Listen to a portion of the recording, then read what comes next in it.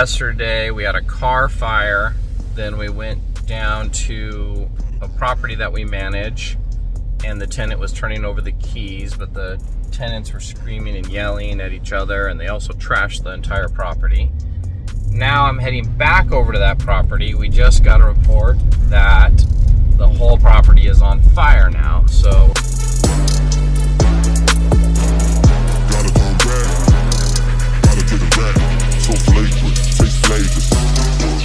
fire department is finishing their investigation on the property right now, so we actually can't go inside of it just yet.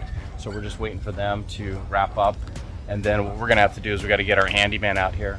They got to secure the door because they bust the door down to get in to fight the fire, and then they started punching holes to look for the fire inside the attic. Majority of the damage is to the back of the property, and so a little bit later we'll walk through it and just see what has happened.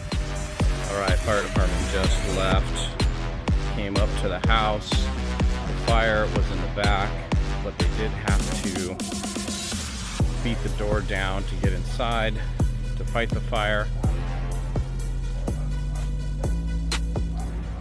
Yo, make sure you stay till the end of this video. You're gonna be shocked what happens to the guy who lit the fire on this property.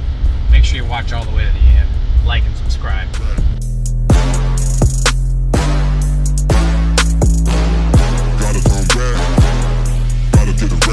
So flagrant, taste flavors.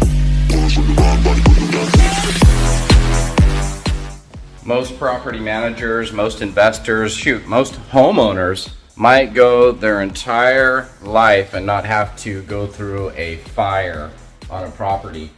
The good news is everybody is safe. There is no casualties, no injuries, nothing like that. Just the property has suffered greatly, as you can see here. So what do you do in this situation? Well, the first thing is, in Arizona, the lease agreement for the tenant actually terminates immediately when this happens. In this particular case, we were already in the process of having the tenant removed, so that doesn't apply here. Number two, we got to get the insurance companies involved to find out exactly what happened here and how it's going to get put back together. You always want to make sure that when you have a rental property or you're doing property management, that you have the appropriate and correct insurance for the property for all different types of situations. And if you're a real estate investor or a homeowner or a property manager, the number one thing that you can do in a situation like this is make sure that you have loss of rent coverage on your rental property. Loss of rent coverage. Talk to your insurance agent about it, because loss of rent coverage will pay you your rent or the equivalent of your rent when a fire happens, a flood, whenever you've got to move a tenant out. Make sure you have loss of rent coverage. It might cost you a little bit more in the short term, but when you have something catastrophic like a fire happen inside your investment property, you'll be able to recapture those rents. Plus, you'll also be able to recapture all of the costs for the damages done to the property. All right, coming back to this property now, I have a better understanding of the timeline of events that occurred here. So, first thing that happened is the tenant started to become late on her rent. So that's a huge red flag. So we issue her a 5-day notice, and that 5-day notice outlines that you need to pay your rent within 5 days, or you need to move out. And if you don't move out, then we're going to take you to court and go through the formal eviction process. So we issue that information to her. Around the same time, she becomes involved with a boyfriend who we believe is responsible for the fire on the back half of the property. We inspect the property during the 5-day notice inspection, or during the 5-day notice period, and the property is perfectly fine. It's a little cluttery, but it's still in livable and habitable condition. So then after that, we realize that we almost got to do the eviction process, and we asked the owner, do you want to continue, because it's going to cost some legal fees. The owner, we advised her to go ahead and get her kicked out. The owner said, you know what, let's give her one more chance. She deserves it. She's been a good tenant all of these years. So then we cancel the eviction, and she becomes late again. All this time, we're noticing little red flags and changes in her environment. Small stuff that really didn't add up to anything, but in the end, it really was something that was boiling over to something absolutely catastrophic. So then about 45 days ago, this shed catches on fire. And we realized that, okay, that could have been an accident.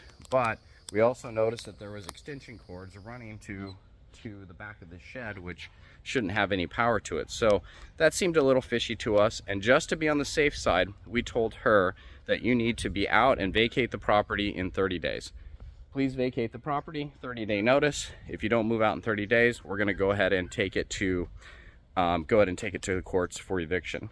Well, during that time, her caseworkers and all of government caseworkers and people that were giving her assistance negotiated to allow her to stay for 45 days. We reluctantly let her stay for 45 days, and at the end of the 45 days, we roll up and she's completely unprepared to move out. She asked us for some additional time to be able to move out. We told her absolutely not. We wanted 30 days, you took 45 days. On that 45th day, she moves out. On that 45th day, she moves out, and we believe that one of the parties came back and lit a fire in the kitchen. Now, we've gone from removing the tenant to now catastrophic damage within the property. It has been one crazy ride with this person. Now, tenant's out, insurance company has to take over and come in here. We're actually meeting the insurance adjuster here in a second, and they're gonna go through and figure out what we gotta do to get this investment property up and running again. Hang on, I gotta record this. You gotta be kidding me. This property is on fire again. That's 3 fires on this property. There is no way that is a coincidence. We gotta find out who did this. This is getting ridiculous.